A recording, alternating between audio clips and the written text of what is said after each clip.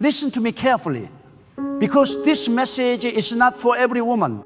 This is for the woman who has cried in secret, who has walked through fire, who has been broken by betrayal, and yet still whispers in the dark, God, I trust you. This is for the woman who has reached the point where her tears have become her prayers. The woman who has seen doors close, people walk away, opportunities vanish, and still refuses to bow before the world. She stands, she waits, she trusts, because she knows a woman of God doesn't beg. She trusts God. When a woman belongs to God, there is a certain dignity upon her spirit.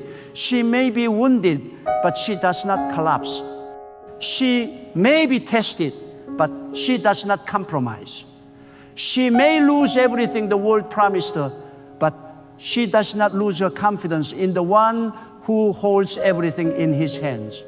A woman of God knows that what is meant for her cannot be taken away.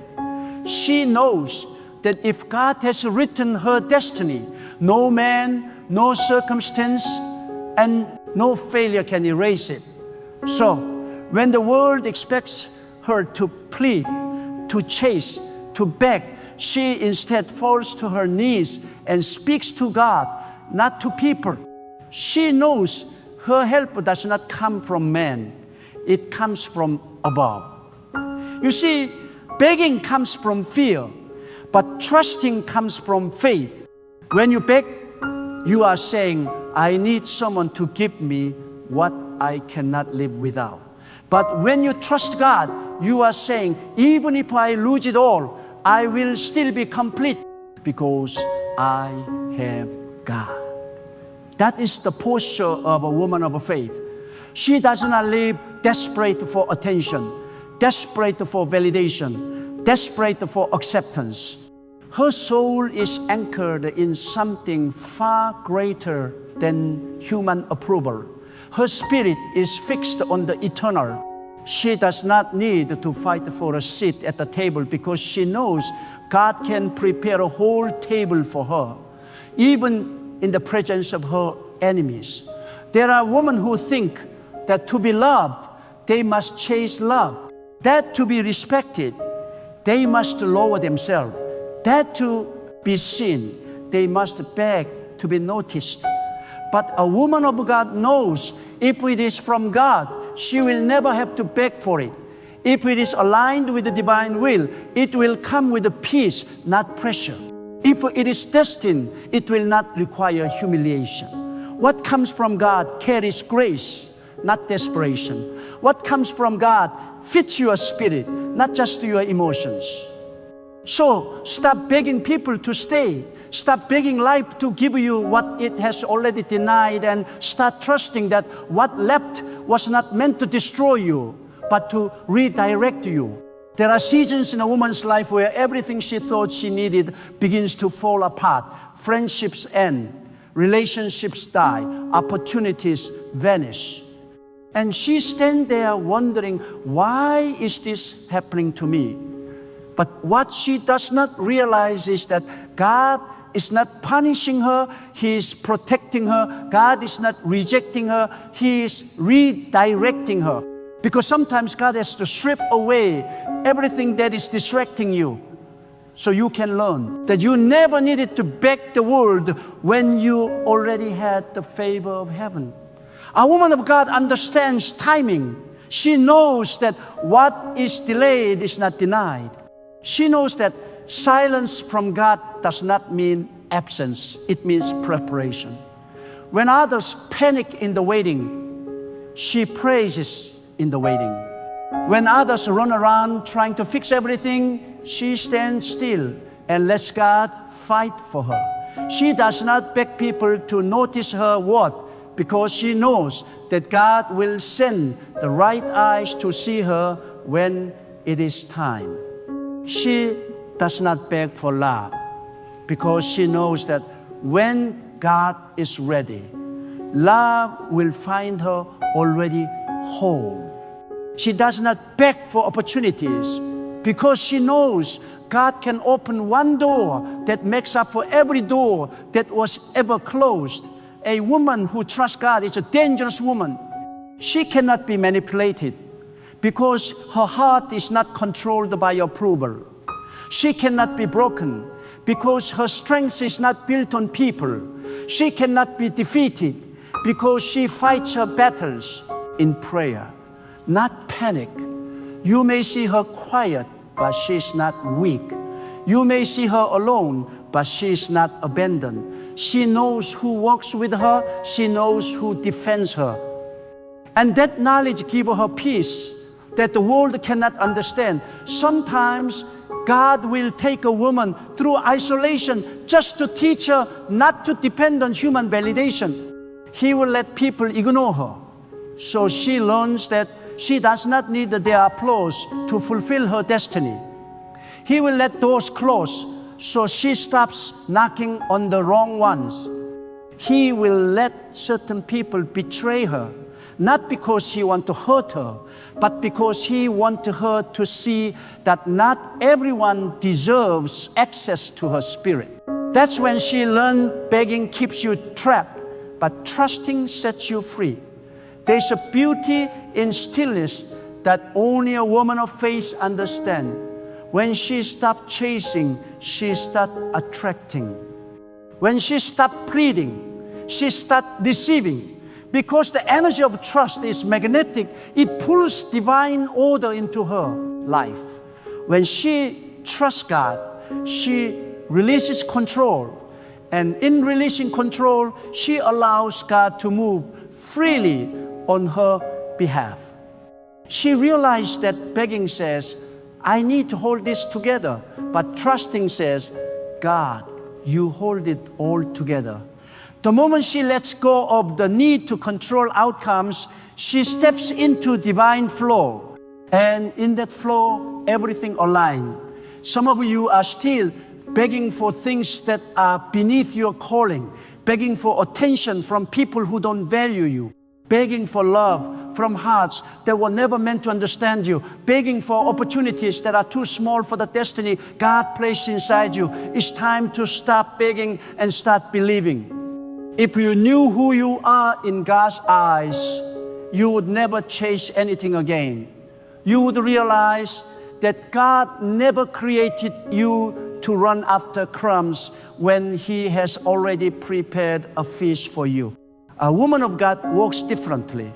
Her silence is not weakness, it is wisdom. Her patience is not passivity, it is a power. Her stillness is not stagnation, it is a surrender. She doesn't need to prove her worth because she knows her worth is sealed by divine favor. When she walks into a room, her presence speaks louder than her words because she carries something sacred, the quiet confidence of a woman who trusts God fully. That is a power no man can imitate and no circumstance can break. And let me tell you this, when a woman stops begging and starts trusting, everything in her life begins to change.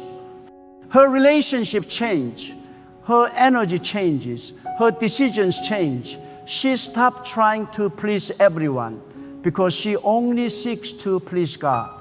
She stops over-explaining herself because she knows that truth defends itself. She stops worrying about the future because she knows the one who holds it. Her whole being shifts from desperation to divine peace. You can feel it when you're around her. She radiates faith. She glows differently because her light doesn't come from validation. It comes from revelation. You must understand there is a difference between asking God and begging the world. Asking God is a sign of trust. Begging the world is a sign of fear. A woman of faith asks boldly but waits patiently. She prays deeply but moves wisely. She does not rush to make things happen. She aligns herself with the divine timing. She knows that sometimes God's not yet is His way of saying, I'm preparing something better. So she doesn't panic when things don't go as planned. She doesn't lose sleep over what's missing. She keeps her peace because she knows that peace is proof of trust. When a woman trusts God, even her tears become holy. She cries differently, not out of despair, but out of surrender. Her pain becomes her prayer. Her waiting becomes her worship. Her silence becomes her strength. She doesn't need to broadcast her struggles because she knows God sees what others don't. She understands that favor doesn't need an announcement. It reveals itself in time. That is the mystery of divine trust. You stop explaining yourself and let results speak for you. You can always recognize a woman who trusts God. She's not loud, but she's powerful. She's not bitter, but she's wise. She's not anxious, but she's alert. She carries peace like perfume. Wherever she goes, the atmosphere shifts. Because when you live in trust, you carry the fragrance of divine assurance. It's the quiet authority of someone who knows that even if everything looks wrong, God is still working it out right. She no longer begs for blessings. She becomes a magnet for them. And let me say this with the power. You don't have to chase what God has chosen for you. You don't have to convince anyone to love you, support you, or believe in you. What is yours will recognize you when it sees you. What is meant for you will not pass you by. So stop begging people to stay who were meant to leave. Stop begging for acceptance in places where your spirit doesn't belong. Stop begging for opportunities that require you to shrink your light. Trust that if something left, it was not lost. It was divine redirection. God never removes something unless He's making room for something better. A woman who trusts God does not fear tomorrow. She has seen too much of His faithfulness to doubt His plan. She's been through too much to believe that this is the end of her story. She knows that her delays are not denials, her rejections are not defeats, and her loneliness is not abandonment. Everything is divine strategy. Every disappointment carries direction. Every heartbreak hides wisdom.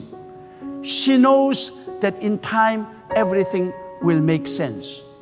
So she keeps her spirit calm, her faith steady, and her eyes on God. Do you know what makes such a woman unshakable? Is that she no longer measures her worth by how others treat her.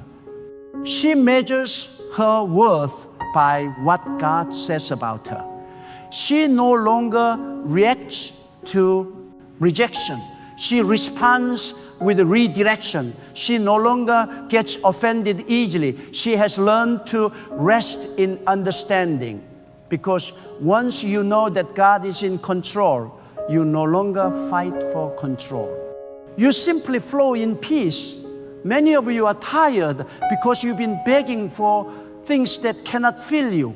You've been begging people to love you right, to see your worth, to return your energy, and it's breaking your spirit.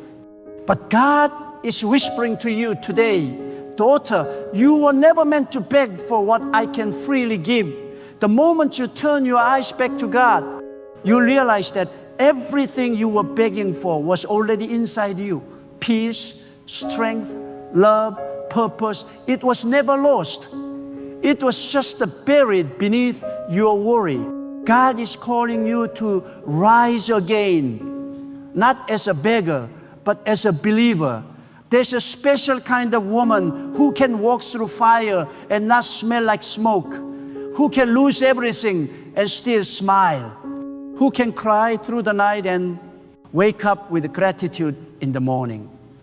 That is a woman who has learned the secret to trust God completely. Her strength doesn't come from the world.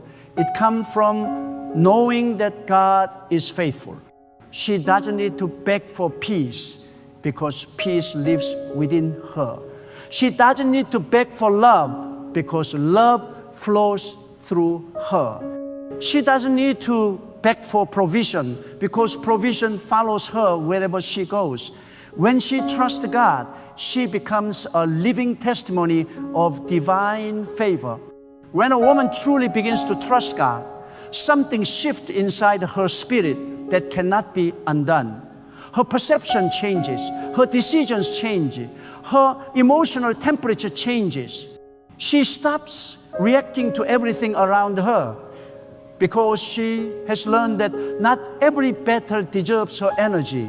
She becomes selective about what deserves her response because she knows that anything not ordained by God is a distraction sent to drain her peace.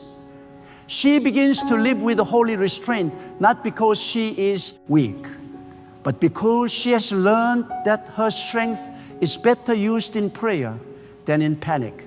That is the quiet confidence of a woman who knows her worth is sealed by God's hand, not people's approval.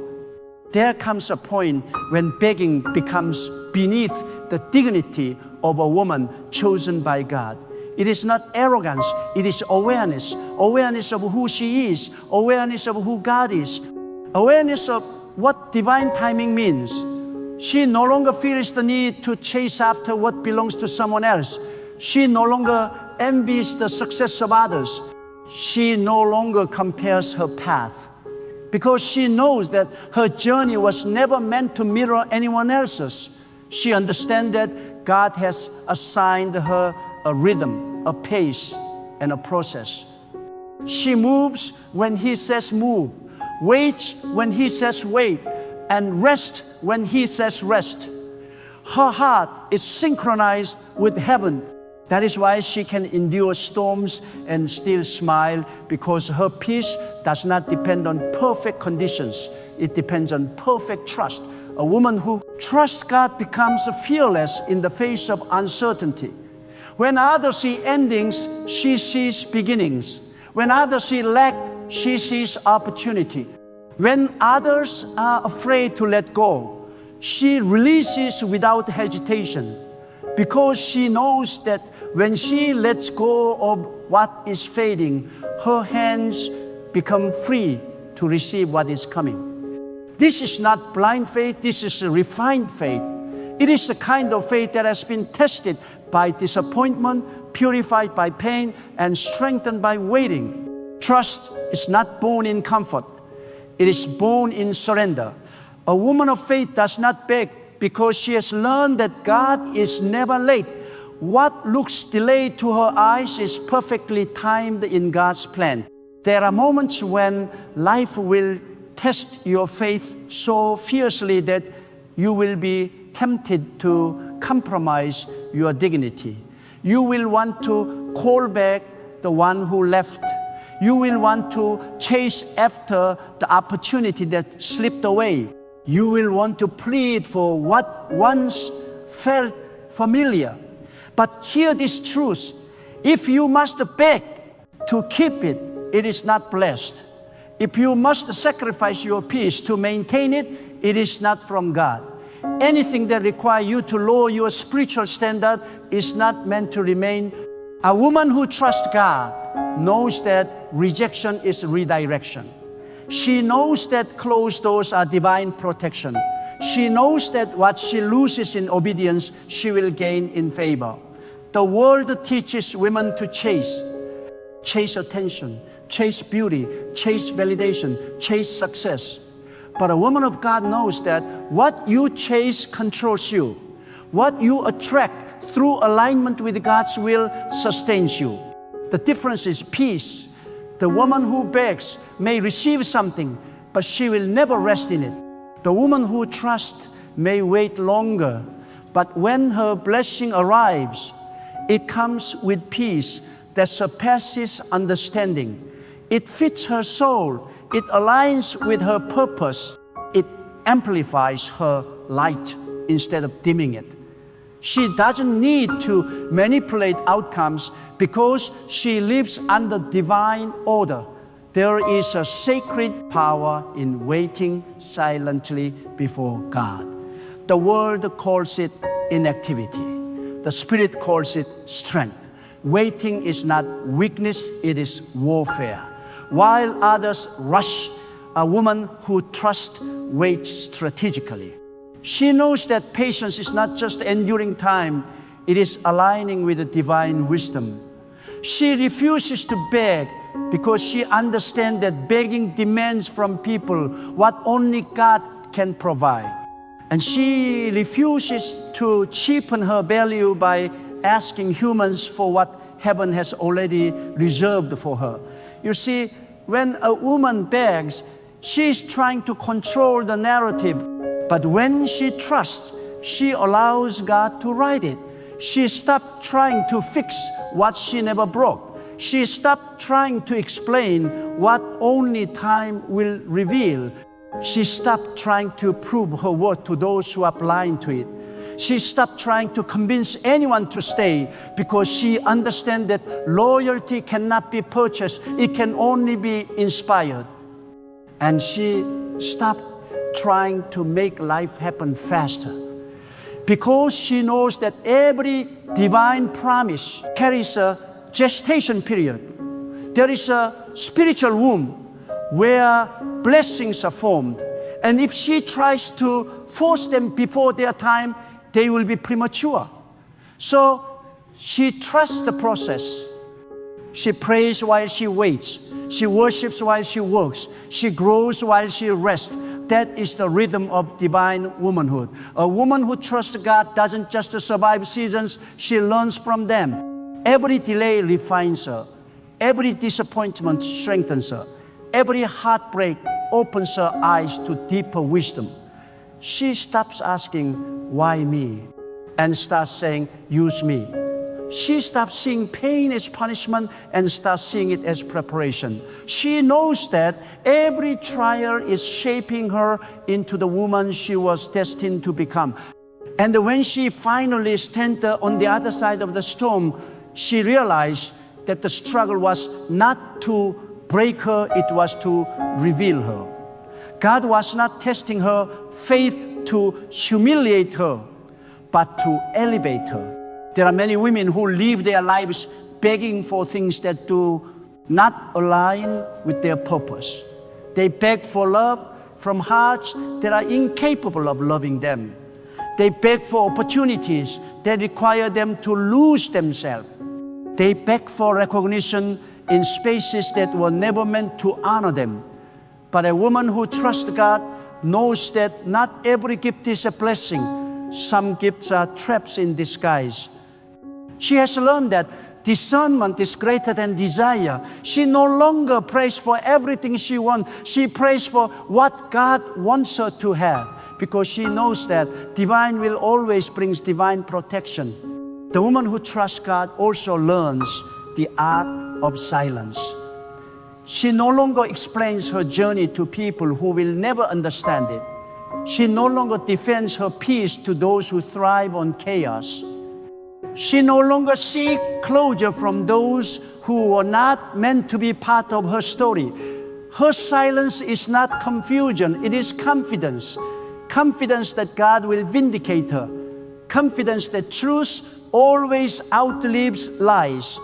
Confidence that her destiny cannot be destroyed by human opinion. That is the stillness of a power, the peace that comes when you stop arguing and start ascending. Trusting God is not easy. It requires surrendering the illusion of a control.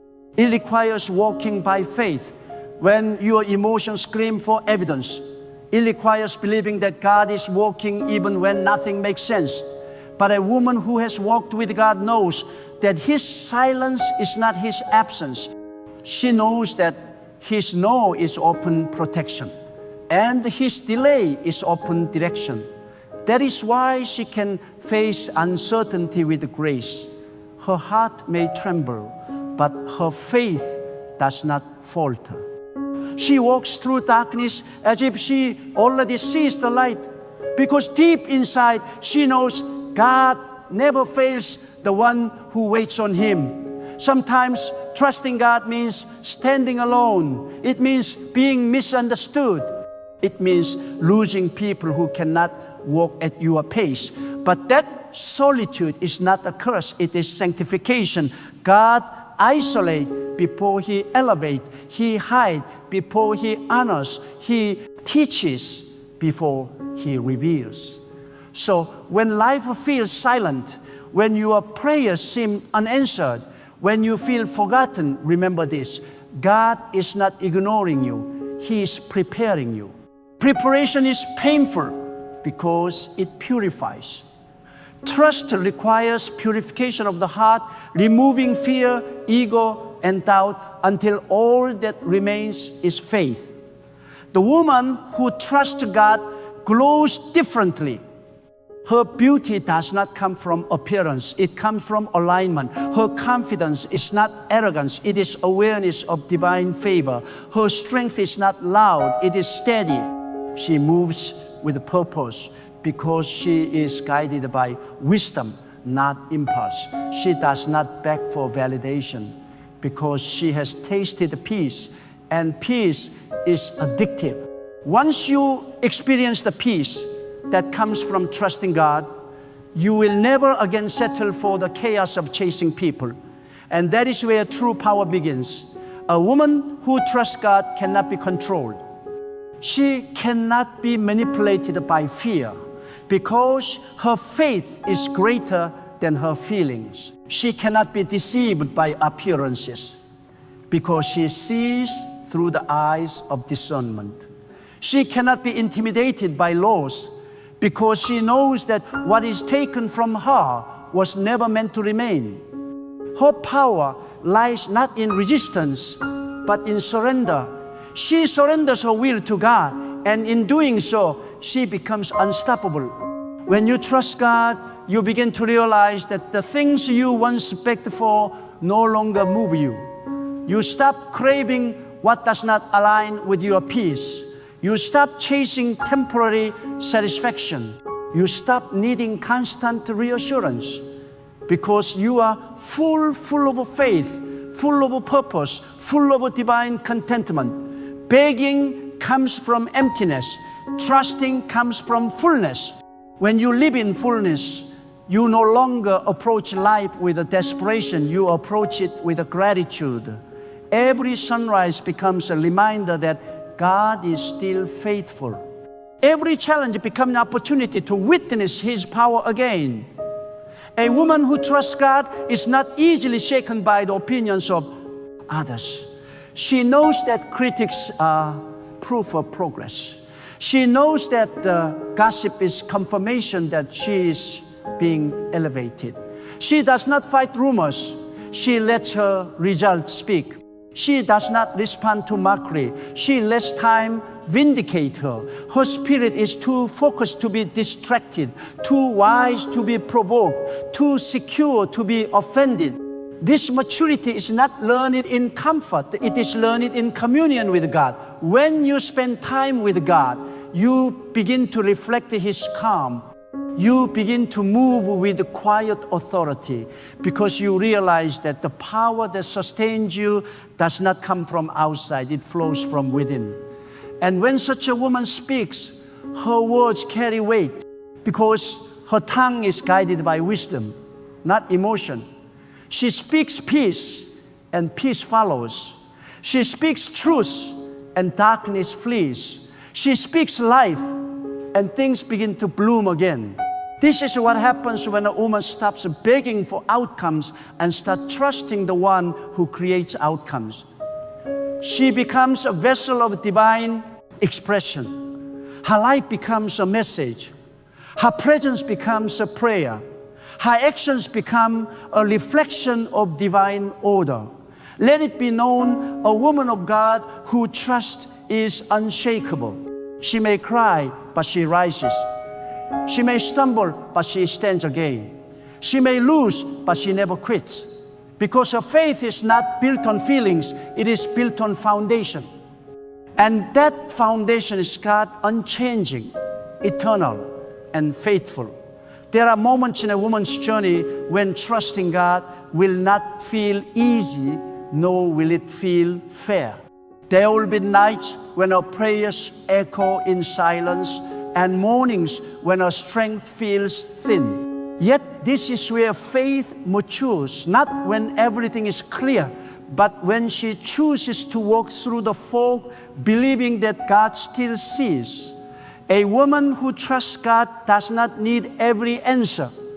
She does not demand explanation. She understands that some things are hidden, not to punish her, but to preserve her. Some seasons are dark, not to frighten her, but to fortify her.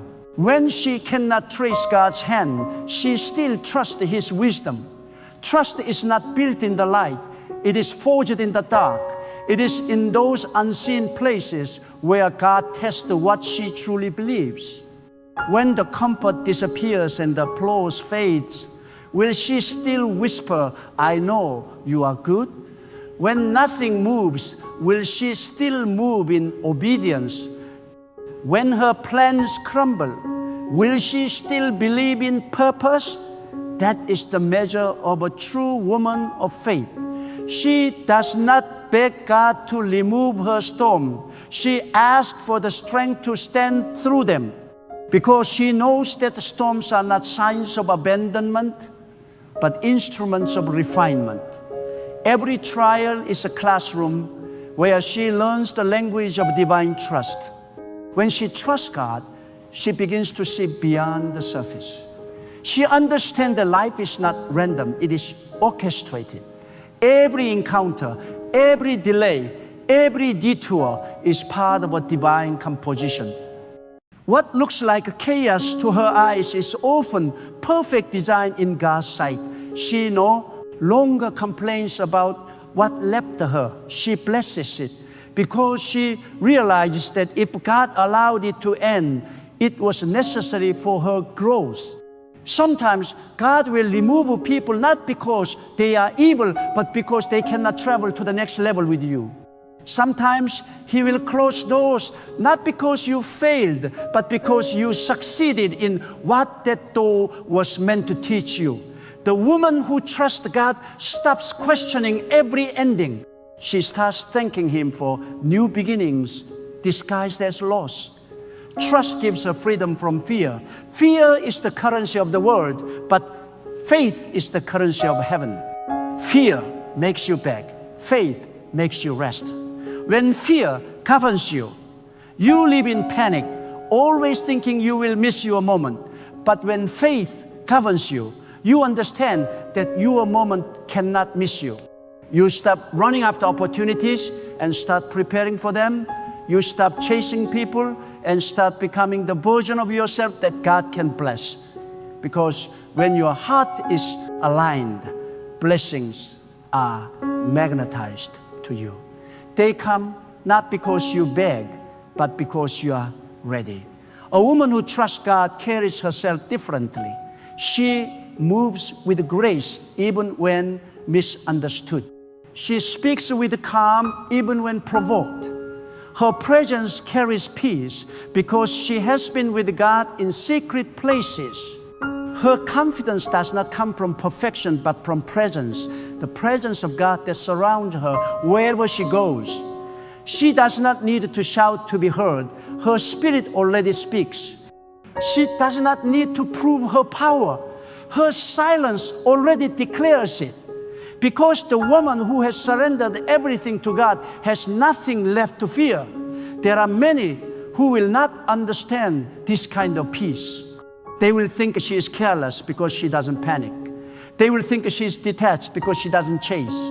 But what they don't see is that her peace was purchased through surrender. It is not laziness, it is trust. She has wrestled with worry long enough to know that it only drains her. She has begged long enough to know that it brings humiliation but not results. She has tried controlling outcomes long enough to know that control is an illusion. So now she chooses higher way, the way of trust. Trust that says, I don't need to know what happened next. I just need to know that God is in it. When a woman trusts God, she starts walking in divine rhythm. She no longer forces connections or manipulates timelines.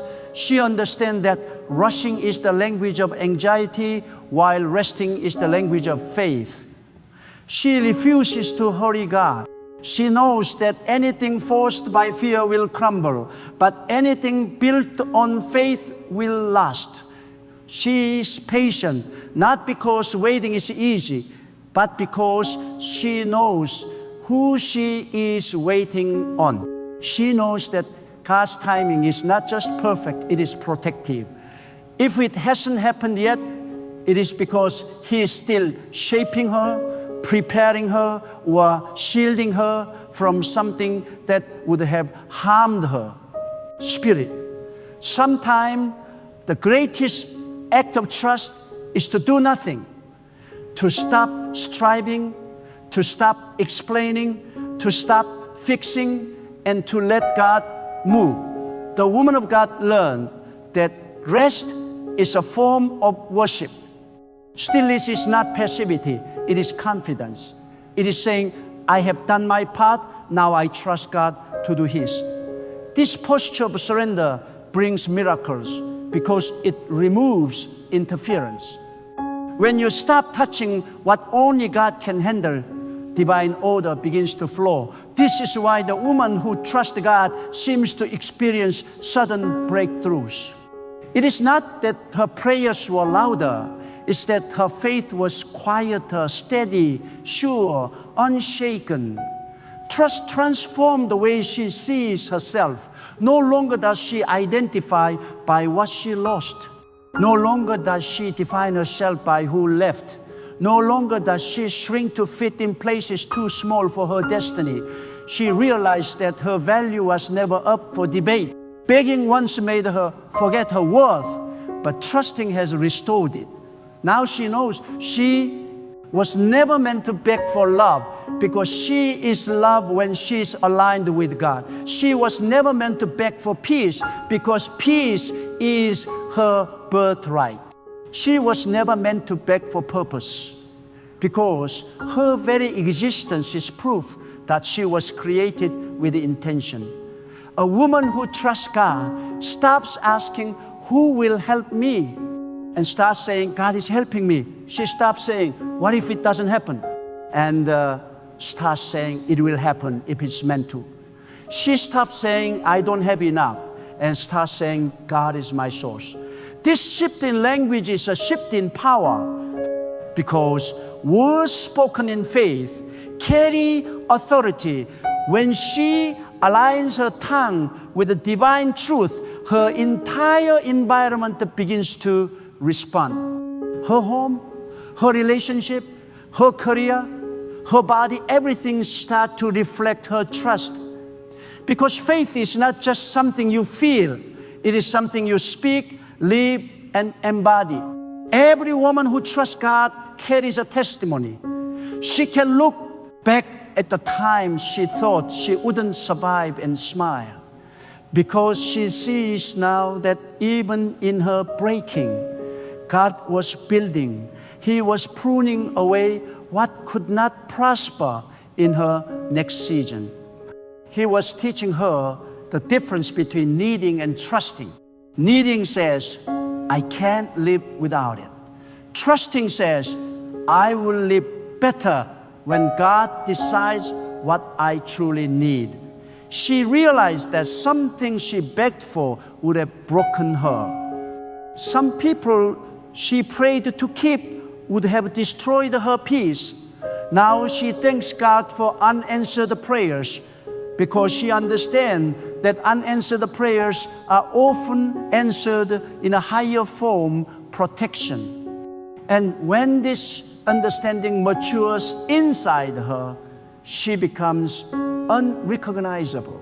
She no longer carries desperation, she carries discernment. She no longer pleads, she prophesies. She no longer collapses under pressure, she stands firm. Her faith no longer wavers with her circumstances because it is rooted in revelation. She knows that God's plan for her life is not fragile, it is fixed. No gossip can ruin it. No delay can destroy it. No failure can cancel it. Her trust becomes her armor. Her faith becomes her shield. Her peace becomes her power. To the woman who is tired of waiting, hear this truth. God has not forgotten you. Every unseen moment, every silent tear, every faithful prayer has been recorded. The delay you see is not neglect, it is divine sequencing. God is aligning people, places, and timing. What you think is slow is actually strategic. And when it finally happens, it will not come piece by piece. It will come suddenly, completely, beautifully, because God does not deliver fragments. He delivers fulfillment. Keep trusting, keep believing, keep standing. Because at the exact moment you are about to give up, God is preparing your breakthrough.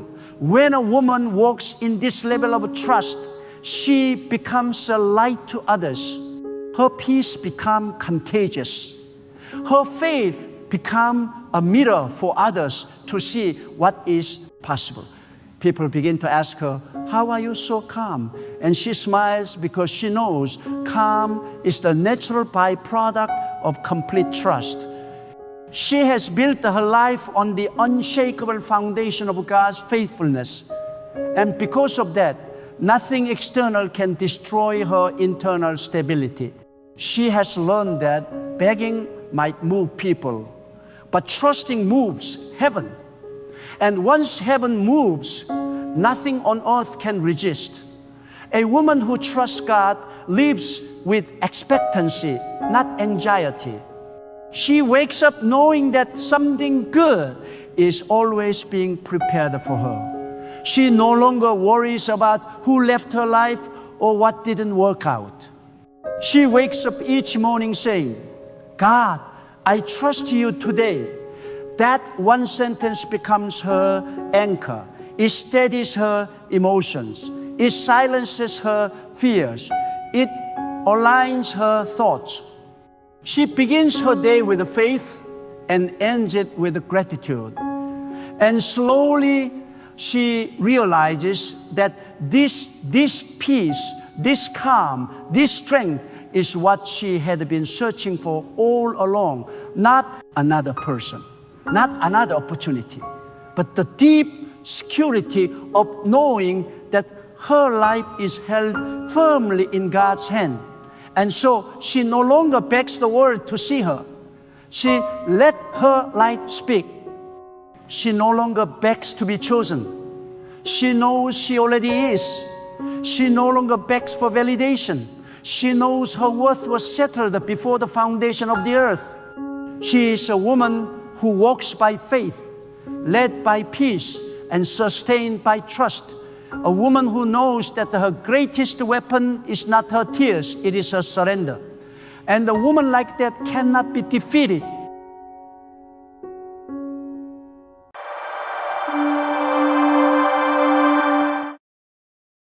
There are moments in life when your heart feels pulled in every direction, when you see people struggling, broken, or are lost, and something inside you says, "Help them." That instinct is noble. That compassion is divine. But not every person you feel called to help is sent by God. Some are sent by darkness to drain your light. Some are not a test of your kindness. They are a test of your discernment. There are people who will use your goodness as their ladder. And once they've climbed high enough, they'll kick it away. There are people who wear the mask of need but carry a spirit of destruction. And if you do not learn to discern who they are, your blessings will be stolen by the very ones you try to lift. God does not call you to be everyone's savior. He calls you to walk in wisdom. You must understand that helping without discernment can become disobedience. Many people have delayed their destiny because they refuse to let go of those God never assigned to them. You cannot carry everyone into your promise. You cannot pour into every cup. Some cups are cracked. and no matter how much you pour, it will never fill. You will give your energy, your peace, your faith, and still they will remain empty. Not because they need more from you, but because they refuse to fix what's broken within them. There are people who don't want transformation. They want attention. They don't want correction. They want sympathy. They don't want to rise. They want you to fall with them. And if you keep rescuing them, you are standing in the way of what God Himself is trying to teach them. Sometimes the most loving thing you can do is walk away. Sometimes the most spiritual act is silence. Sometimes obedience means letting God deal with them, not you. The first type of person you must never help is the one who refuses to take responsibility for their own life. They blame everyone for their situation, their parents, their job, their friends, the world, even God. They live in a constant state of victimhood. And no matter how many times you give them advice, money, or comfort, they will always return to the same pit. Why? Because they are not looking for change. They are looking for someone to carry their excuses. You cannot deliver someone who enjoys their prison. You cannot help someone who has made pain their identity. God never rewards laziness or blame. He rewards effort, faith, and accountability. When you help someone who refuses to take responsibility, you are partnering with their dysfunction. You are financing their stagnation. Step back and let them face themselves. Until they are ready to confront the truth, your help will only feed their weakness. The second type of person you must not help is the one who dishonors your presence. There are people who are drawn to your light but despise the source of it. They love what you can do for them, but they do not value who you are. They come to you for advice but never listen. They call you in crisis, but when peace returns, they disappear. They take, and take again. But gratitude never crosses their lips. You must understand, God does not bless dishonor. The moment you allow people to take from you without respect, you are teaching them that your time, your wisdom, and your peace are cheap. Protect your value. Protect your energy. When you keep helping those who mock or disregard your worth, you are not being humble. You are being careless with the treasure God gave you. The third type of person you must not help is the one who rebels against divine truth. These are people who hear wisdom but reject it. They know what is right but choose what is wrong. They walk in pride, refusing to humble themselves, yet when trouble comes, they want you to fix what their rebellion caused. You cannot rescue someone from consequences they keep creating. If God allows a storm to humble them and you interfere, you are standing between them and their awakening. Sometimes God uses pain to break arrogance. Sometimes He allows failure to reveal the futility of rebellion. Do not interrupt that process. There are moments when stepping back is not cruelty, it is alignment with the divine order. When you help those who defy truth, you are not saving them. You are opposing what God is doing in their life. The fourth type of person you must not help is the one who constantly drains your spirit. There are people who carry an energy that suffocates your peace. Every time you speak with them, you feel weaker. Every time you try to encourage them, they respond with doubt, fear, and negativity. They are not seeking light, they are addicted to darkness. They will find a problem in every solution, a storm in every blessing, a reason to complain in every sunrise. You must learn this truth. You cannot heal someone who is committed to hopelessness. God never called you to be the savior of everyone's emotional world. Protect your spirit from spiritual leeches. If being around someone constantly steals your joy, your clarity, your focus, that is a sign God is telling you to create distance. Your peace is not selfish, it is sacred.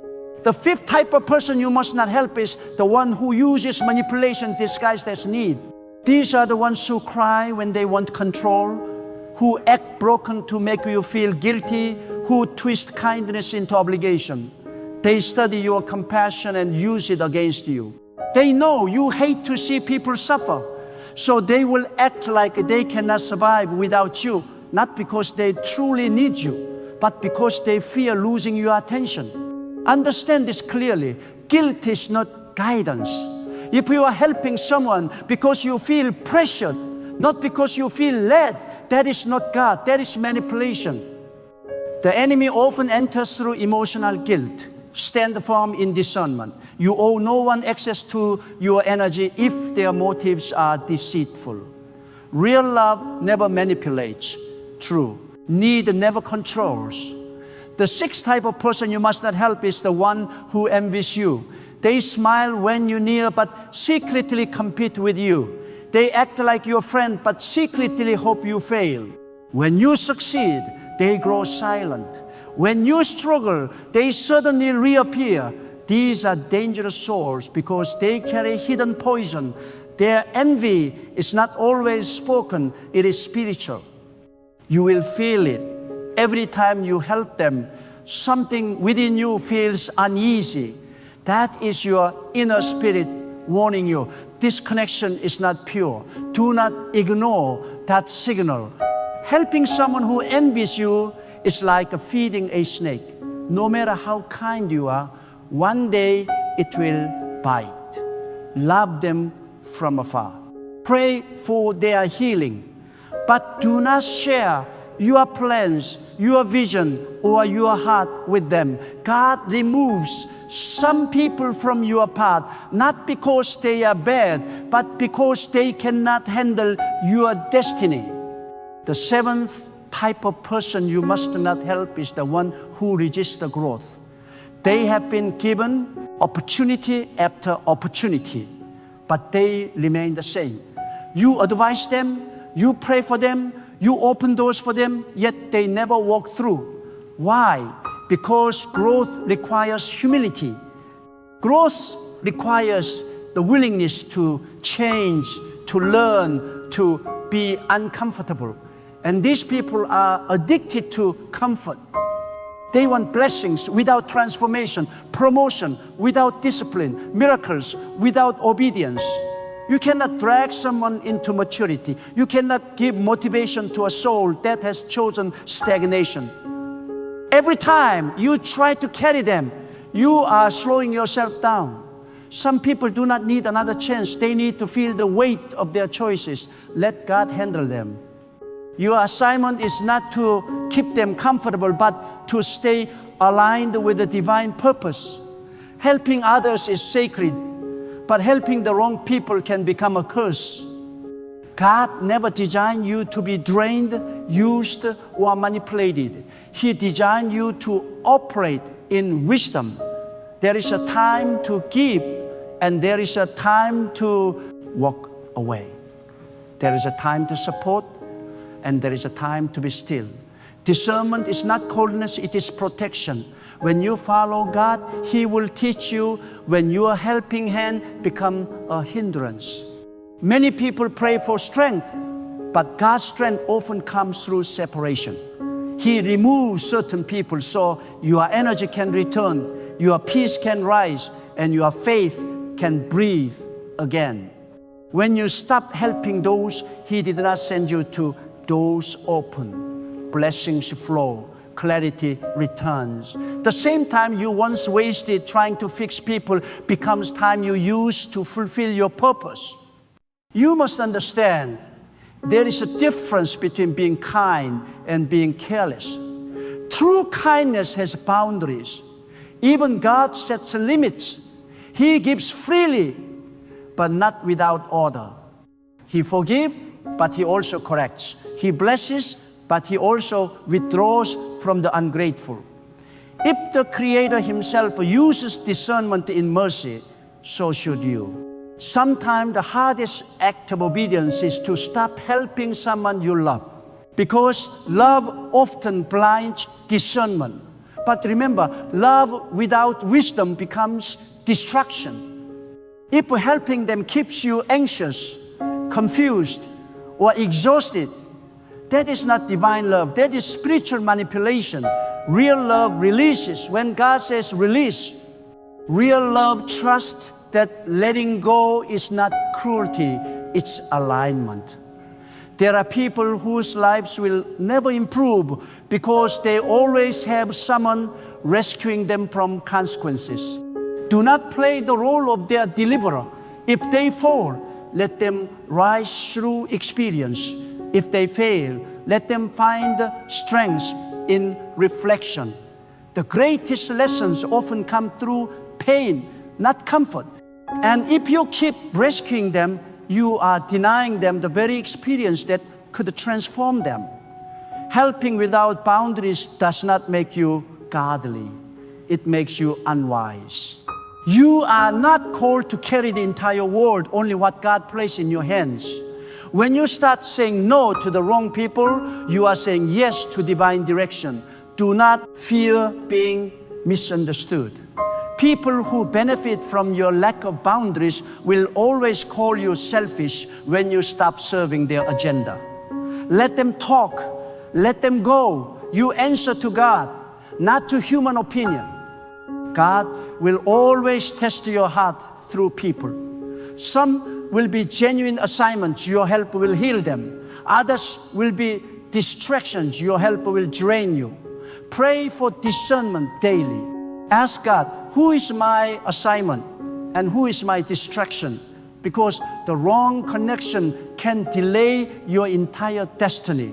There are helpers who lose their calling because they kept feeding takers.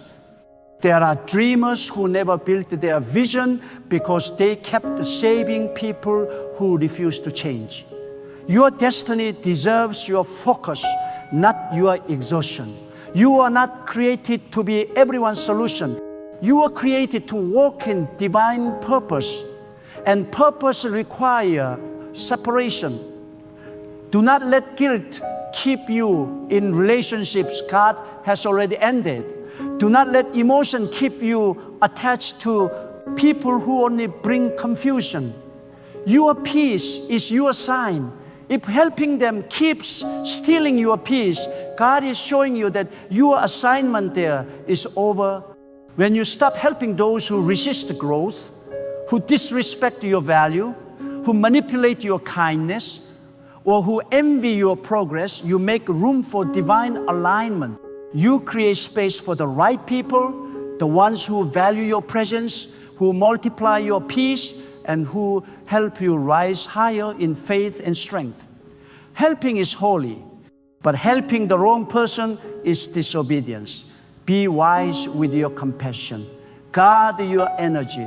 Protect your calling. Not everyone who cries deserves your hand. Some only need to feel the weight of silence.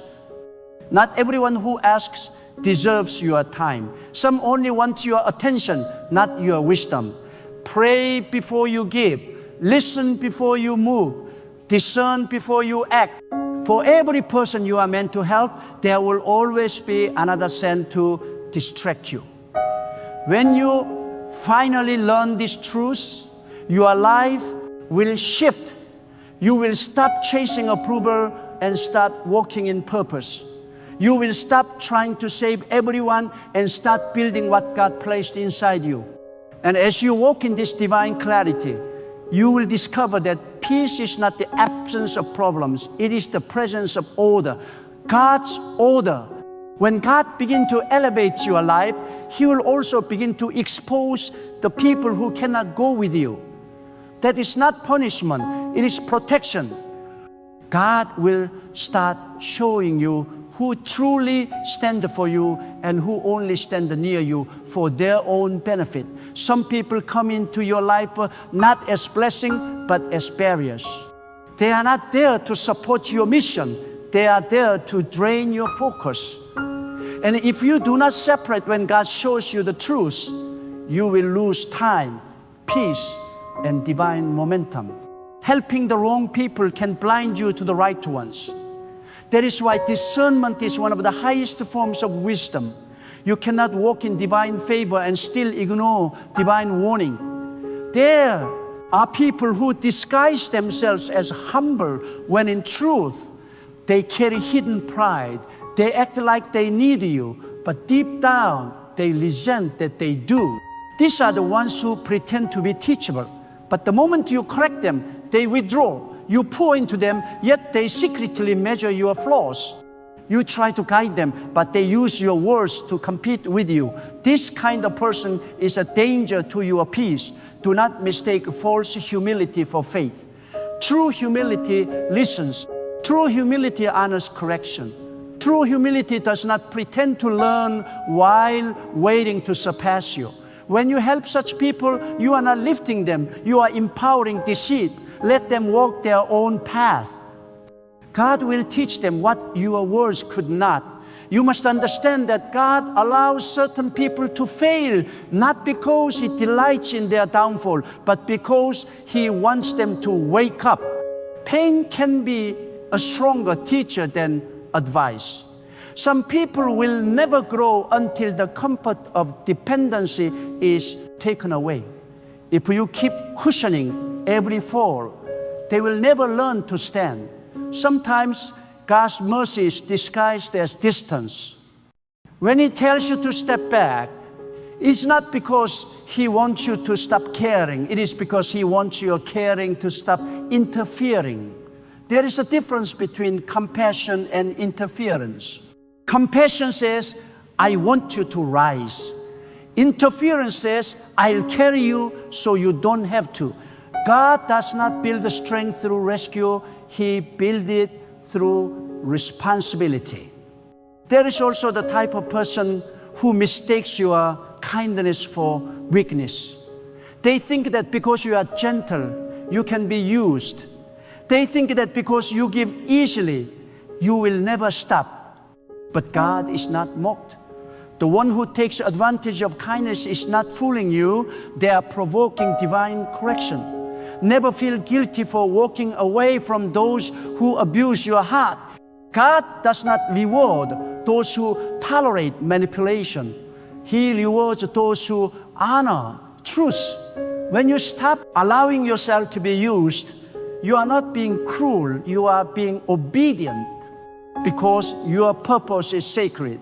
And God will not allow it to be contaminated by those who see your generosity as a tool for their convenience. Do not allow your empathy to become your enemy. Many who walk in compassion end up exhausted because they never learn the discipline of no.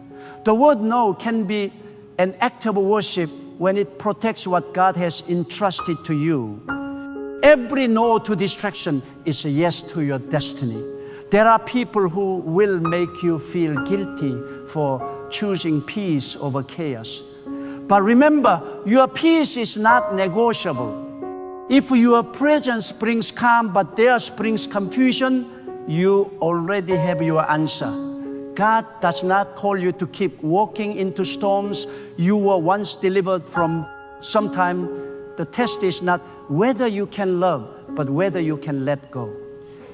One of the greatest truths in life is that not everyone who cries deserves comfort. Some tears are sincere, but others are strategic. There are people who cry not because they are broken, but because they want control. Their sadness is a weapon. Their pain is their power over compassionate hearts. You must learn to listen beyond emotion. Ask God to give you spiritual ears to hear the intent behind the words, to sense the spirit behind the plea. God will show you when a cry for help is real and when it is manipulation. If He tells you to walk away, do not hesitate. Your obedience may be the very thing that forces that person to seek God instead of leaning on you. There will be moments when your heart says help, but your spirit says wait. Listen to your spirit. God will never guide you into something that drains your peace. Peace is His signature. Whenever your help feels forced, heavy, or confusing, that is a sign that God is not in it. Divine help always carries clarity, not chaos. You will know it because it flows naturally. It strengthens both you and the person you help. But when your helping turns into a cycle of constant saving, constant rescuing, constant fatigue, you are outside of divine order. There are also those who appear helpless but secretly carry pride that refuses correction. They want your assistance but not your advice. They want your resources but not your wisdom. They want your hand but not your direction. And when you try to speak truth into their lives, they turn cold or defensive. Understand this: helping someone who rejects truth is like pouring water into sand. It disappears, leaving no growth behind. God never blesses arrogance.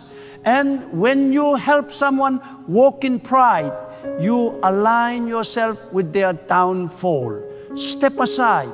Let them wrestle with their choices. Your silence will teach more than your words ever could. Sometimes God tests your heart by bringing you people who remind you of your old self, broken, lost, confused.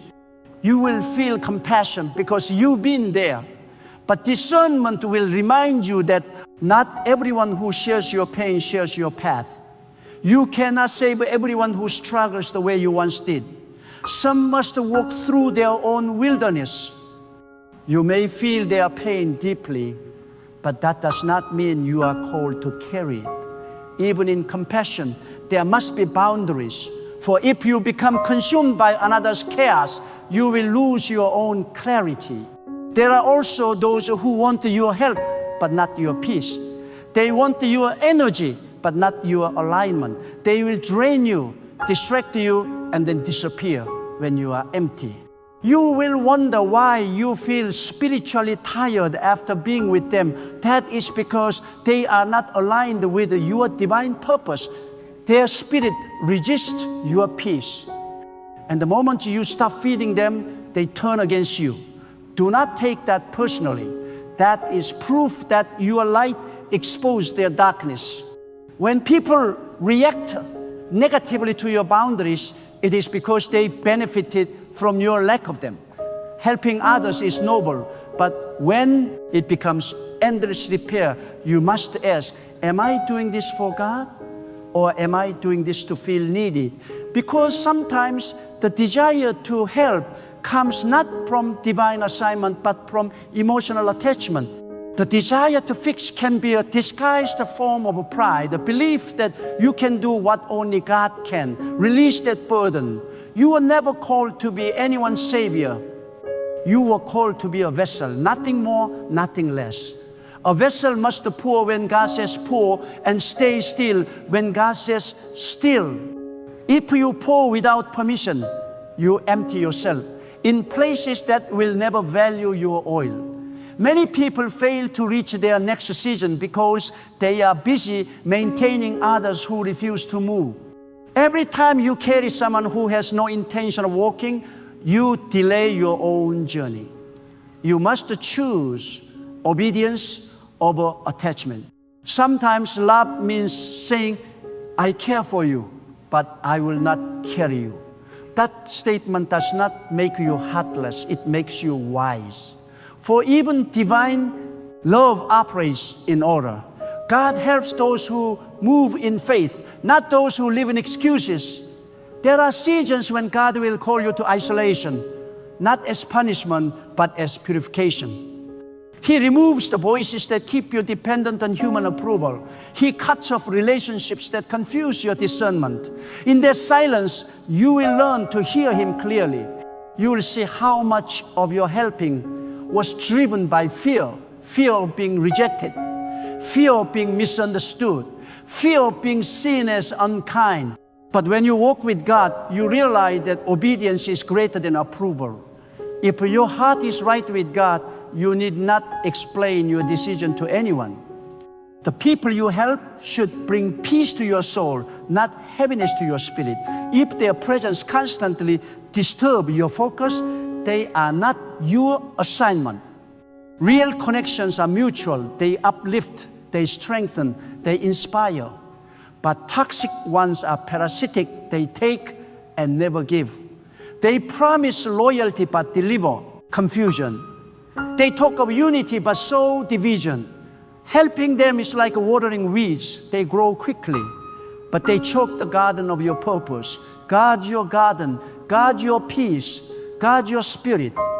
God will never require you to destroy yourself to prove your kindness. True kindness honors balance. The same God who commands love also commands wisdom.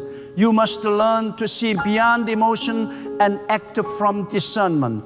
When God tells you to help, you will feel a divine flow. Peace will confirm it. But when He tells you to hold back, obedience will protect you.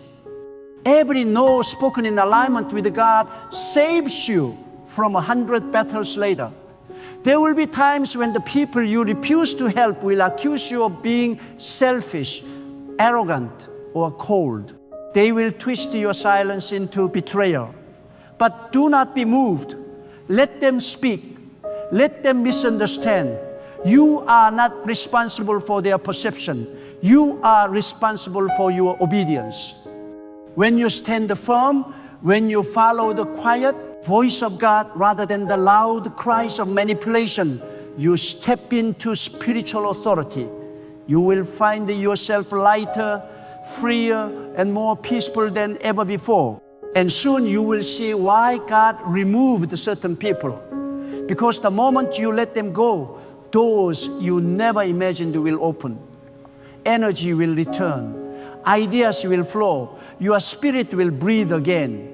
You will realize that your delay was never due to lack of ability. It was due to misplaced loyalty. You were busy helping those who had no intention of working with you. But now God will send new people, those aligned with your vision, those who carry the same light, those who multiply your peace instead of consuming it. Helping others is divine when directed by God. It becomes destruction when driven by guilt. You are not called to be drained. You are called to overflow. And overflow only happens when you pour where God instructs. Choose your soil wisely. Not every hand that reaches deserves your help. Some reach to be lifted. Others reach to pull you down. Pray for discernment. Because when you learn whom to help and whom to release, you enter the realm of divine balance, the place where peace guides every decision and God directs every step. And remember, when God removes people from your path, do not chase them. Do not question it. Do not mourn what was meant to end. God sees what you do not. Some people must exit your life so your destiny can enter. Your peace is the confirmation. When the burden lifts, that was God's hand releasing you. When confusion fades, that was God's wisdom guiding you. And when clarity returns, that was God's voice whispering, now you are ready to walk with me. When God starts preparing you for the next level of your destiny, He will often begin by testing your heart through people. Some will come wrapped in need and others cloaked in admiration. Some will appear helpless and others will appear wise. But look closer, not every cry for help is a divine signal to act. Sometimes it is a trap of distraction sent to derail your progress. Every person who crosses your path is either a seed or a weed. One will multiply your peace, the other will choke your purpose. That is why God gives discernment, not so you may judge, but so you may guard what is sacred. Discernment is not suspicion. Suspicion looks through fear. Discernment looks through wisdom. Discernment does not say, this person is bad. It says, this connection is not right. There is a difference. Some people are not evil. They are simply not meant for your journey. God designed every soul for a particular season. And when that season ends, holding on becomes disobedience. The pain of release is temporary, but the cost of holding on is eternal delay. If you continue to pour into those who refuse to grow, you will dry up before you ever reach your divine assignment. There is a power in silence. When you stop rescuing everyone who calls, you make room for God to speak. There are moments when the most spiritual thing you can do is to say nothing, to stop explaining yourself, to stop fixing everyone's problems, and to let God be God. You were never meant to carry the emotional burdens of the world. Your strength has a divine purpose, and it must be reserved for what truly matters. Every time you exhaust yourself for the ungrateful, you are robbing your destiny of its strength. Some people only value you when they need something. When they are full, they forget your kindness. When they are empty, they return as if nothing happened. Do not be deceived. Gratitude reveals truth. When a person can take your time, your love, your help, and offer no appreciation, it is a sign that their spirit is not aligned with yours. God values gratitude because it reveals the condition of the heart. A thankful heart multiplies blessings. An ungrateful one repels them. You cannot help someone who despises the very hand that feeds them. God watches how you use your compassion. Compassion is holy, but it must be guided. If your compassion leads you to compromise your peace, it is no longer compassion, it is bondage. The moment you are helping becomes a source of anxiety, confusion, or fatigue, you must ask, is this still my assignment? God never calls you to what destroys your clarity. Peace is the confirmation of divine direction. If peace is absent, God's approval is not there. Do not confuse guilt with guidance. Guilt says, you must help or you are heartless. Guidance says, help only when it strengthens both souls. The voice of guilt will keep you trapped in cycles of exhaustion. The voice of God will lead you into balance. When you feel pressure to help, pause and pray. God will either give you peace to proceed or conviction to stay still. Never move under emotional manipulation. Move only under divine instruction. You see, not every act of helping is holy. Sometimes helping becomes a form of pride, a subtle belief that you can fix what only God can. The moment you take the place of divine intervention, you remove the opportunity for that person to seek God themselves. Some people will never look upward as long as they can look sideways. And if you keep being the one they run to, you become the replacement for the one they should depend on. Let God take His place. Let them experience the emptiness that drives them back to faith. When you help people who constantly reject truth, you are not serving them, you are strengthening their rebellion. When you continue to comfort those who misuse you, you are teaching them that love tolerates abuse. When you give endlessly to those who never give back, you are telling them that your time is not valuable. You must correct the message you are sending. Love without boundaries is not love, it is surrender. Real love protects itself because it knows that peace is sacred. Some will misunderstand your withdrawal. They will say you have changed, become cold, or lost compassion. But what they call distance, God calls discipline. The discipline to protect your purpose, the discipline to walk away from confusion, the discipline to honor the boundaries God placed around your heart. You are not being cruel when you set limits. You are being wise. For wisdom does not give endlessly, it gives strategically. You must also understand that every divine calling requires separation. When God wants to elevate you, He will remove the voices that keep you small. He will strip away relationships that distract your focus. This separation will hurt because your heart will still care. But do not mistake pain for loss. It is preparation. God removes what cannot handle where He is taking you. If you keep trying to carry those He has released, you are fighting divine timing. Your path requires lightness. Let go of the weight. So if today you feel drained, overwhelmed, or burdened by those who take without giving, it is time to listen. God is calling you to a higher level of discernment. He is teaching you that compassion without boundaries becomes chaos.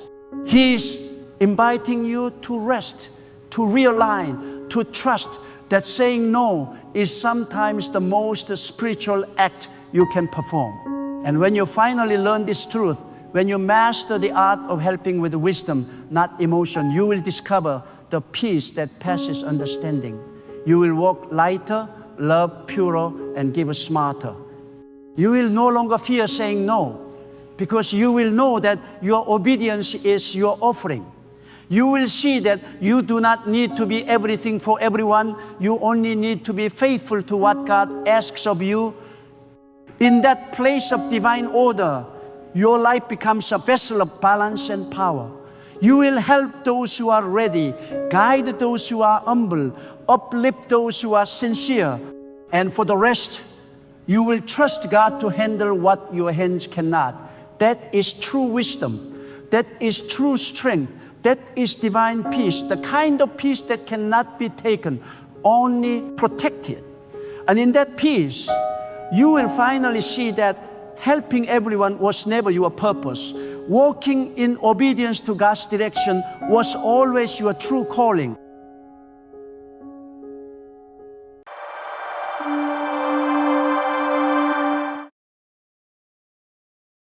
When life presses you down, when everything seems uncertain, when your heart is weary from fighting battles you cannot understand, there is one truth that will never fail you.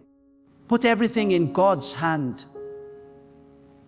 Because when you place it all in God's hand, you are no longer carrying it in your own. You stop struggling against the storm and begin to move with the wind of divine power. You stop trying to fix what only heaven can heal. You stop depending on what is limited and begin to depend on the infinite. There is nothing more powerful, nothing more peaceful, nothing more liberating than surrendering every detail of your life into the mighty hands of God. So many people today are exhausted, not because their problems are too big, but because they are trying to hold everything by themselves. They are clutching fear, carrying burdens, gripping pain, and wondering why they cannot find rest. But the hands of God are stronger than your hands. The wisdom of God is higher than your understanding. The timing of God is more perfect than your planning. And the moment you release your grip, the moment you say, God, I place this in your hand, that is the moment divine peace enters your soul. When you put everything in God's hand, you are not giving up. You are rising up. You are rising to a higher level of trust, a higher dimension of faith, a higher awareness that your life is not random. Every delay, every disappointment, every closed door is part of a divine orchestration that you may not understand now. But one day you will see clearly. God never asks you to understand everything.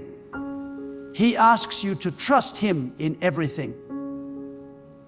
The human heart loves control. We want to decide when, how, and why things should happen. But control is an illusion when you walk with God. Because the truth is, you were never in control. You were only invited to trust. You were never the author of your story. You were only called to believe in the one who writes it. When you surrender your plans, your worries, your fears, your future, and even your pain into God's hands, something supernatural begins to happen. You start to experience freedom from within. God's hand is not a symbol, it is power. It is the invisible force that holds creation together, the unseen protection that shields you in moments when you should have fallen apart. Think about it. It was God's hand that lifted the broken, that opened seas, that shut the mouths of lions, that turned darkness into light. That same hand is stretched toward you today. The same hand that shaped the stars and spoke life into being is ready to hold your life with precision and purpose. Why would you try to manage life's storms when the one who controls the wind is waiting to take the helm? There is something profound that happens when a person decides once and for all to stop worrying and start trusting. You become untouchable by fear. You become unshaken by circumstances, because your confidence is no longer built on what is around you, but on who is within you. Every time you say, God, I give this to you, you are breaking the chains of anxiety and allowing divine peace to reign in your heart. You see, faith is not saying you believe in God while still clinging to control. Faith is releasing. Faith is letting go. Faith is walking forward with open hands, trusting that what leaves your hand never leaves God's.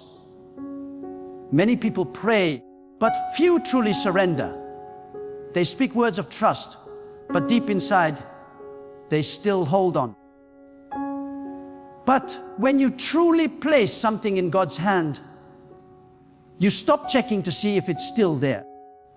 You stop doubting if He heard you. You stop replaying what you can't fix. You rest because you know the one holding it never fails. When you put everything in God's hand, you also put yourself in a position to see miracles. Because God does not move in the realm of control. He moves in the realm of surrender. The moment you release it, the supernatural begins to work. Doors that were sealed begin to open. People that were against you begin to lose power. Situations that made no sense suddenly start to align. That is the mystery of divine movement. It begins where human control ends. Some of you have been asking God for change, but you have not yet released what needs to be released. You want peace, but you are still holding the burden. You want progress, but you are still clinging to the past. You want clarity, but you are still trying to decide the outcome. You cannot hold both faith and fear in the same hand. One must go.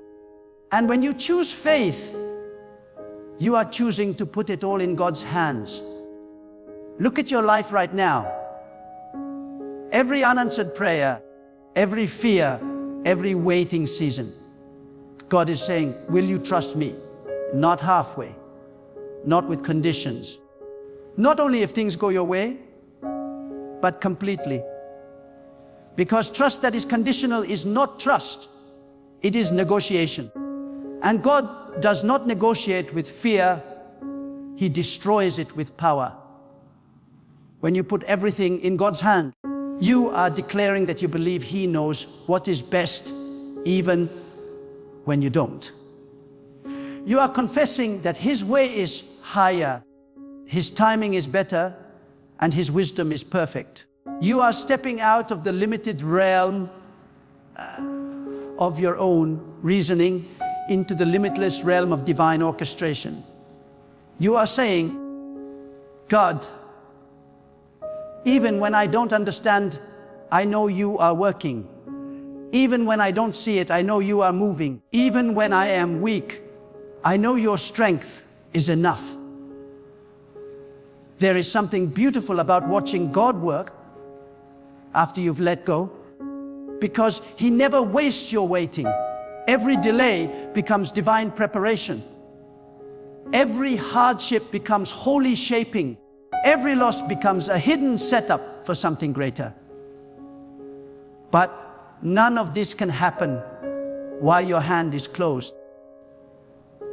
Can only feel what you are willing to release. That's why when people tell you to trust the process, they are only half right. Because the process has no power if the hand of God is not in it. You must trust the one who holds the process, not the process itself. You must fix your eyes on the hand that holds tomorrow, not the uncertainty of today. When you do that, you rise above the fear that once controlled you. You begin to walk in peace while others panic. You begin to smile in the storm because you know the storm is not your master, God is. Everything you are facing right now has already passed through the hand of God. Nothing touches you unless it is allowed by Him for your growth or protection. Even the things that broke you, He will use to build you. Even the pain that hurt you, He will use to shape you. Because God's hand not only holds your future, it molds your character. Every difficulty is a divine tool forming strength, humility and faith within you. When you truly put everything in God's hand, you begin to see life from a higher place. You stop reacting to the temporary and start trusting in the eternal. You stop letting emotions dictate your peace and start allowing divine truth to anchor your soul. This is the secret to an unshakable life. A heart that rests in God's will cannot be broken by man's actions. There is a quiet power that flows from full surrender, a deep calm that silences every storm, because the one who trusts in God does not fear what tomorrow brings. The one who rests in God's hand knows that whatever comes, God has already gone before it. So many people live in anxiety because they still believe they must control what only God can manage. They try to force outcomes, manipulate timing, and hold together what is already falling apart. But there is a sacred peace that comes when you say, God, I give it all to you. You are saying, I will not fight the current of your plan. I will let it carry me. You are saying, I may not see how this ends, but I know you have already written the ending. And that kind of faith, that deep, surrendered faith, opens the gates of divine favor. Because when your heart is no longer wrestling, your spirit becomes receptive. God cannot fill hands that are already full. You must empty yourself of fear, of pride, of control, so that His hand can shape, bless, and elevate you. Letting go is not weakness, it is wisdom.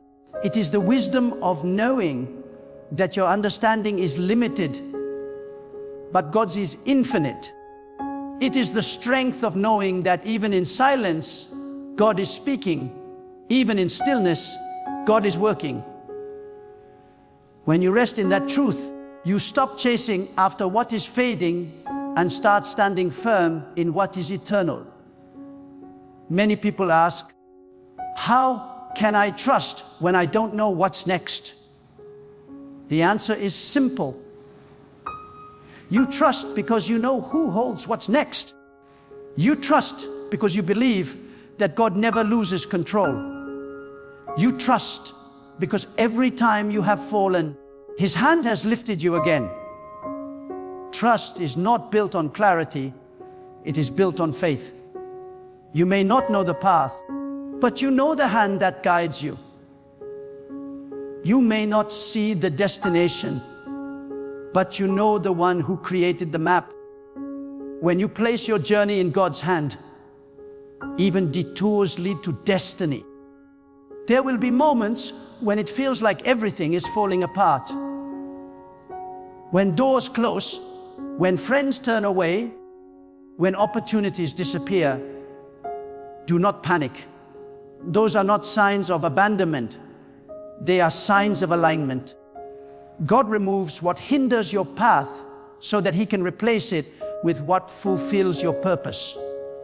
Sometimes God will allow certain things to fall from your hand just to remind you that your hand is not the source, His is.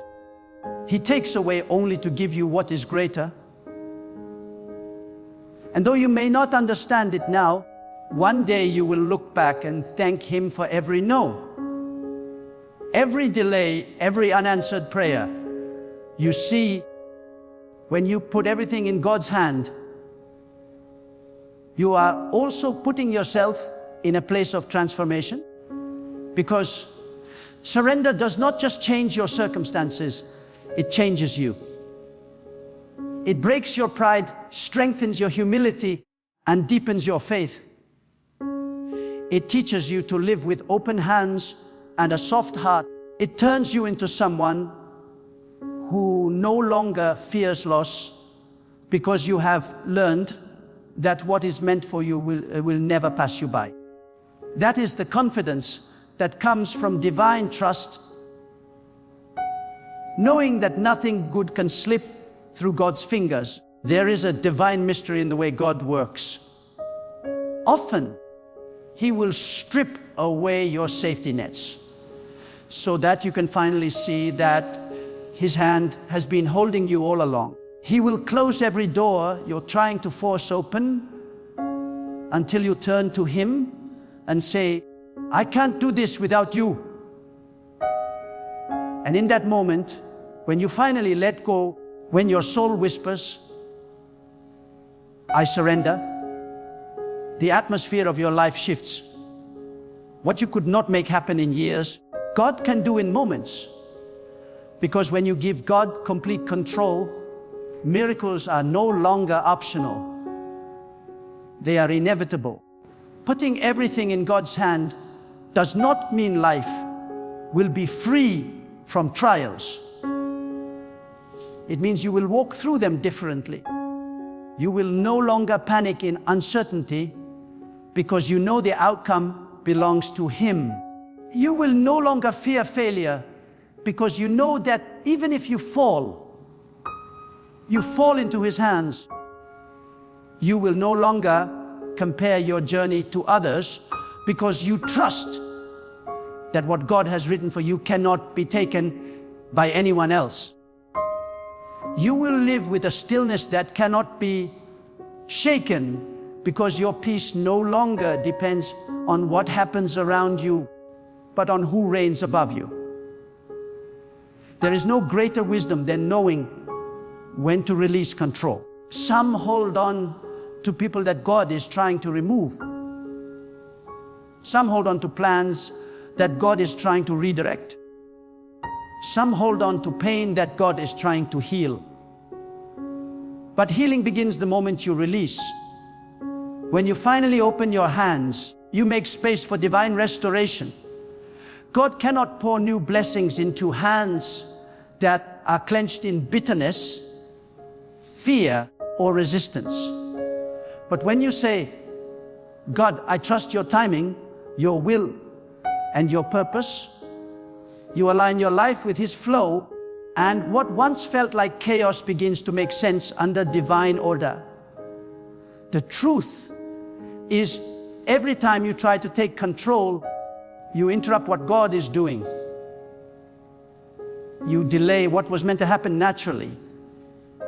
You interfere with divine timing. That is why peace often feels far away when you insist on your own way.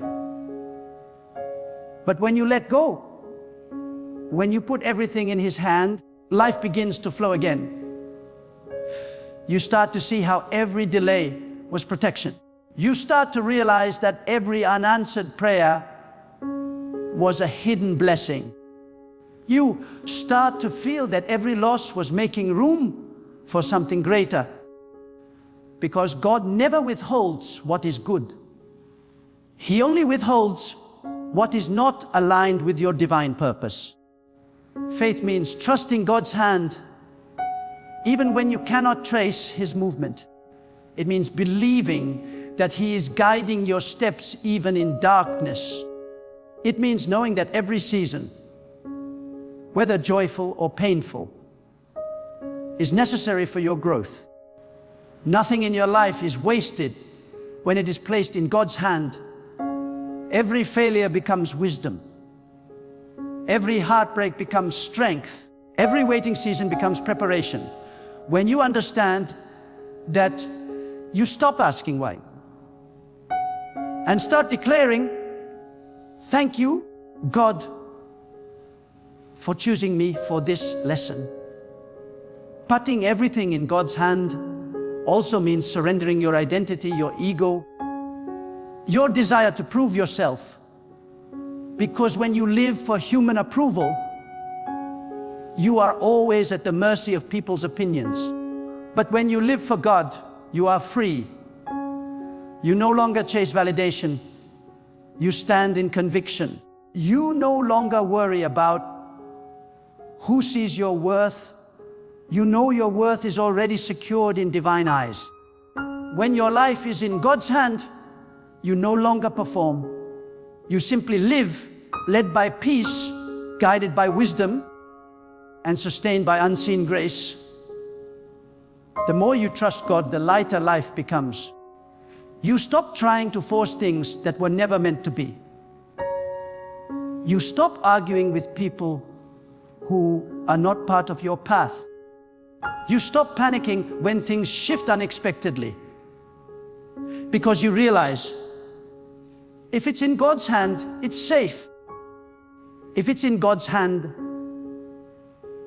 it's guided. If it's in God's hand, it's already working for your good. You begin to move through life with quiet confidence. Not because you know the outcome, but because you trust the one who determines it.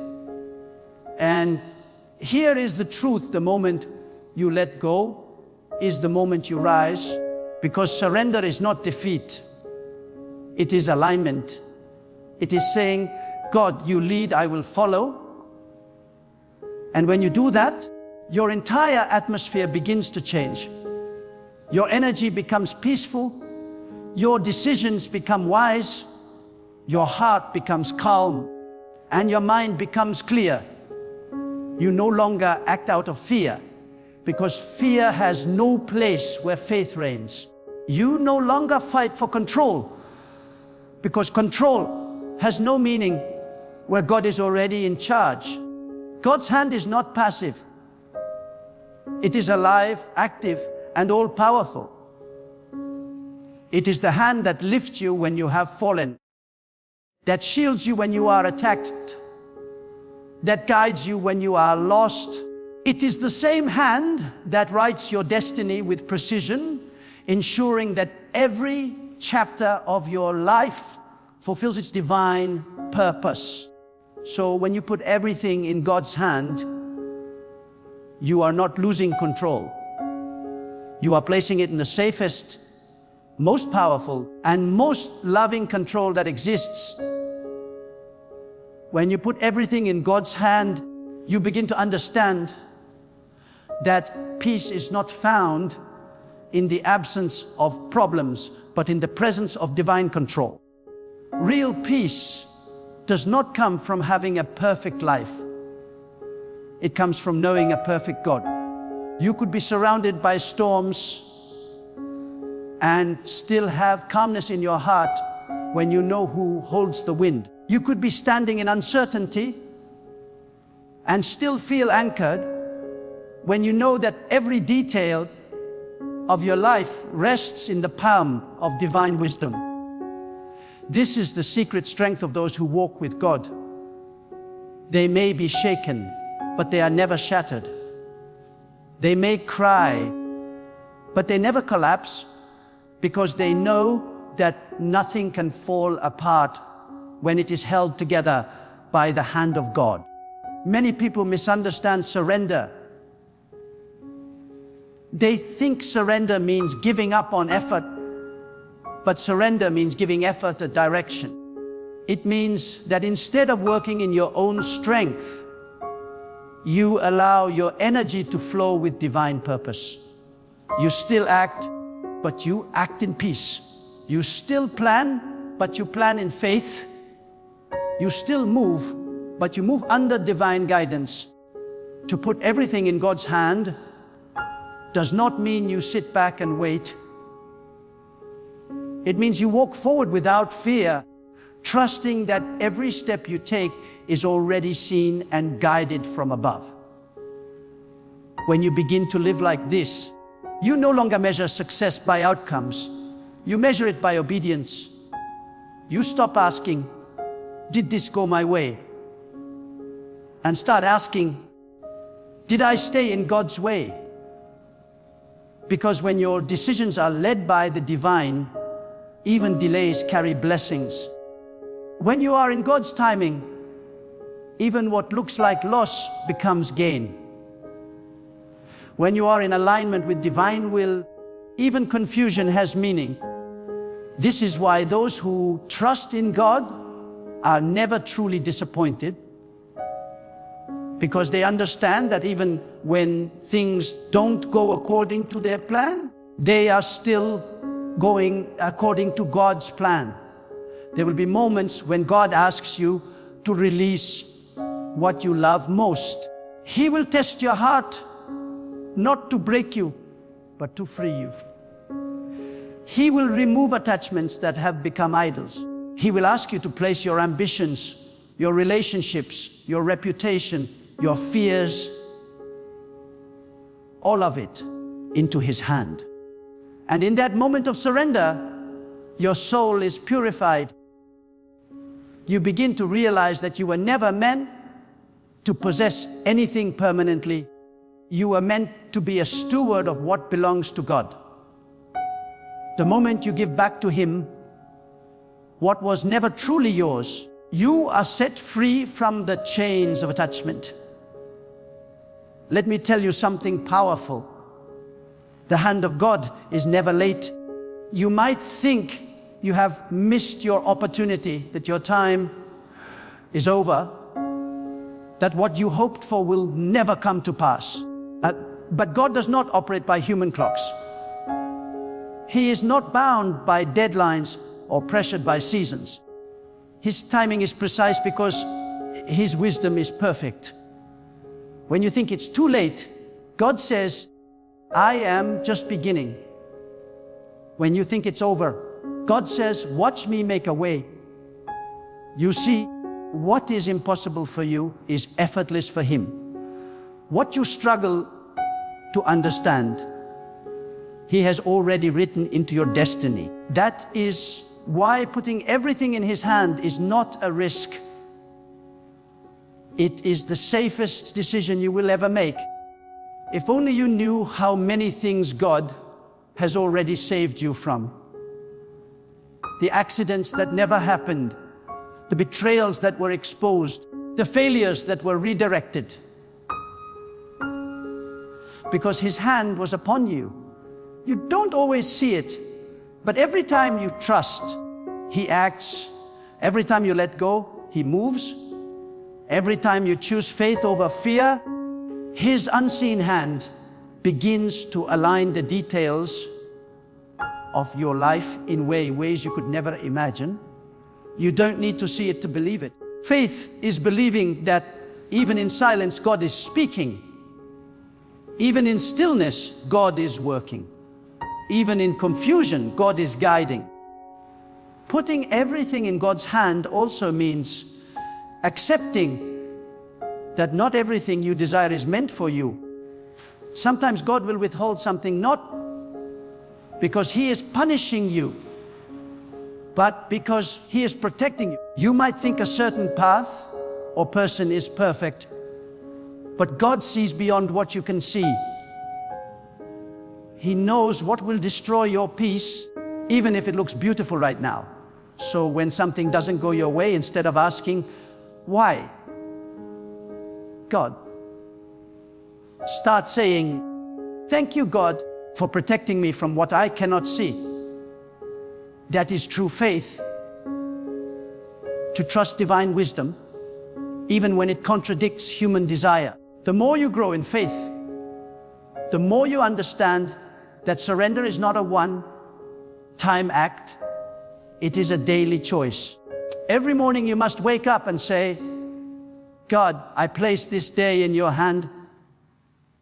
Every decision, every encounter, every challenge, you give it to Him before it even begins. When you live like this, anxiety loses its power because you no longer live from reaction, but from revelation. You stop living from fear of what could happen and start living in peace, knowing that whatever happens, God is already there. This is how divine peace works. It doesn't mean you have everything you want. It means you are content because you trust the one who gives and takes according to wisdom. It means you stop comparing your path to others because you know that your blessings are being customized by the hand of God. It means you no longer panic when doors close, because you know a closed door in your life is simply God saying, this way is not for you. And when you walk with God, you learn to thank Him for both the doors that open and the doors that close, because both are part of His divine protection. When you put everything in God's hand, you also begin to see how temporary everything else is. You stop clinging to material things as if they are eternal. You stop seeking validation from people who cannot add a single moment to your life. You stop fighting battles that are not worth your energy, because your focus shifts from earthly control to divine alignment.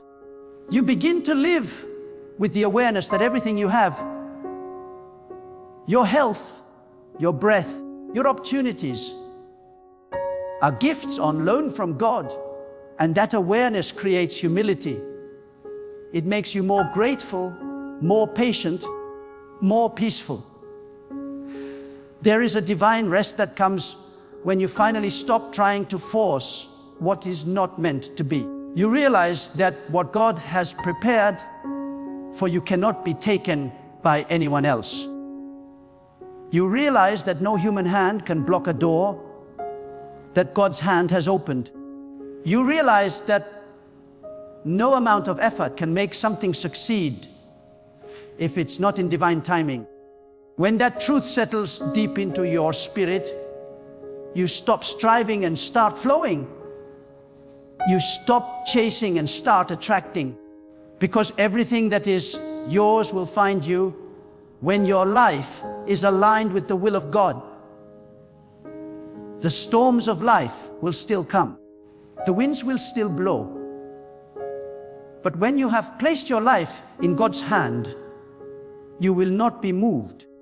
The same waves that drown others will carry you higher. The same losses that break others will build you stronger, because you are not sustained by circumstances. You are sustained by faith. And faith built on God's power is unbreakable. Even when everything around you seems unstable, your spirit remains steady, because you know the foundation of your life is divine, not human. There will be days when you question the silence of God, when it feels like your prayers go unanswered, when it seems like nothing is changing. But silence does not mean absence. In the silence, God is preparing. In the stillness, God is positioning. In the waiting, God is strengthening your faith. What you call delay, He calls development. He is shaping you for what you have been asking for. Because sometimes the blessing is not ready for you. And sometimes you are not ready for the blessing. But when both align, divine timing manifests, and everything falls into place with perfect precision. So keep your heart steady. Keep your trust anchored. Keep your hands open. Do not rush what God is still preparing. Do not doubt what He has already promised. Do not fear what is beyond your control. Because the same hand that created the heavens, that paints every sunrise, that commands the seasons, that hand is holding your life with flawless care. Nothing is too heavy for Him, nothing too complex, nothing too late. When you give it all to God, you place your life in the safest, most capable hands in existence. And that is where your peace will live, not in perfect conditions, not in predictable plans, but in perfect trust, in knowing that every breath, every turn, every moment of your journey is already held, protected, and guided by the eternal hand of God. When you finally reach the place where your heart whispers, God, I put everything in your hand, something powerful happens within you. You step into a peace that cannot be disturbed by the noise of the world. You no longer chase after what is fleeting. You walk in alignment with what is eternal. You stop trying to understand every mystery and simply rest in the assurance that the one who formed you knows exactly where you are meant to be. That is the highest form of faith. Not seeing, not knowing, not controlling, but trusting completely. Putting everything in God's hand is not an act of weakness. It is the ultimate act of strength. It takes courage to release what you love. It takes faith to wait when you do not understand. It takes humility to say, God, not my will, but yours. Yet that is where miracles are born, in surrender. Because the moment you let go, you make space for divine power to flow freely in your life. You make room for blessings that your own strength could never produce. You invite peace to replace panic, wisdom to replace confusion, and strength to replace fear. You must understand, life will always have moments that test your faith. There will be seasons of silence, moments of loss, and days when nothing makes sense. But when your life is in God's hand, you never walk those valleys alone. His unseen guidance will carry you through places that would have destroyed others. His divine timing will restore everything that was taken. His protection will cover you in ways you may never even realize. Every challenge becomes a chapter of growth. Every trial becomes a doorway to transformation. So do not fear the unknown. Do not be anxious about what is ahead. The same hand that lifted you before will lift you again. The same wisdom that guided you through yesterday will guide you through tomorrow. The same love that sustained you through storms will sustain you through calm. Every day, remind yourself, I do not need to know how everything will unfold. I only need to know who holds it all. And that knowledge, that deep, unwavering trust, is what turns ordinary faith into extraordinary peace. When you put everything in God's hand, your heart begins to glow with quiet strength. You begin to speak differently, walk differently, live differently. You stop living in fear and start living in freedom. You no longer chase after control, you rest in surrender. You stop begging for certainty and start embracing divine mystery. because you have learned the greatest truth of all, that the hand of God never fails. It never drops what it holds. It never forgets what it protects. It never delays what it promises. So today, wherever you are, lift your burdens, your dreams, your pain, your fears, and place them into that mighty, merciful hand. Say it from your soul. God, I trust you with everything.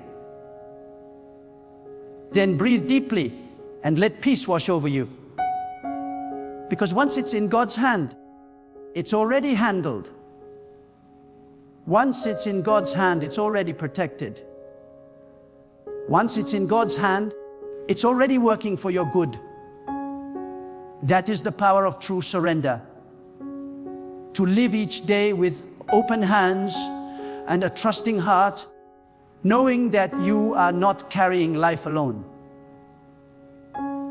You are being carried by the same divine hand that holds the universe together. And when your life is held there, you can walk through any storm with peace, any trial with strength, and any darkness with unwavering light, because everything, absolutely everything, is in the hand of God.